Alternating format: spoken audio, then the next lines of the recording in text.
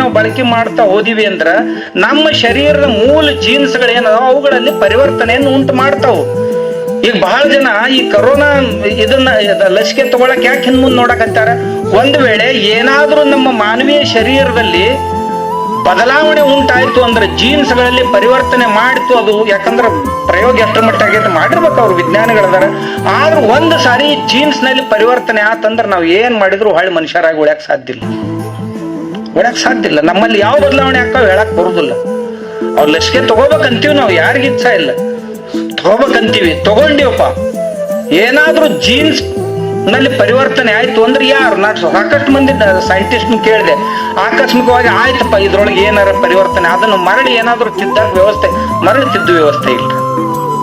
Genetically modify ಆಯ್ತು ಅಂದ್ರೆ ಆಗ್ಬೋದು, ಅದನ್ನ ಮತ್ತೆ ಹೊಳ್ಳಿ ತಿದ್ದಾಕ ಬರುದಿಲ್ಲ ಅಂತ ಹೇಳು ತಾತ್ಪರ್ಯ ಇಷ್ಟೇ. ಈ ಆಕಳ ಐತಲ್ಲ, ಇದರ ಸುತ್ತನ ನಮ್ಮ ಸಂಸ್ಕೃತಿ ಬೆಳೆದದ್ದು, ಆಕಳಗಳ ಮಧ್ಯದಲ್ಲೇ ನಾವು ಬೆಳೆದದ್ದು ಅಂತ ತಿಳ್ಕೊಂಡು ಕೃಷಿಕನ ಜೀವನದಲ್ಲ ಅವಕ್ಕೆ ಬಹಳ ಮಹತ್ವ ಐತಿ. ಮೊದಲು ನಮ್ಮ ದೇಶದಿಂದ ತುಪ್ಪ ಎಕ್ಸ್ಪೋರ್ಟ್ ಆಗ್ತಿತ್ತು. 5 ಲಕ್ಷ ಆಕಳ ಸಾಕ್ತಿದ್ದ ಅಂತಂದ್ರ 10 ಲಕ್ಷ ನಾವು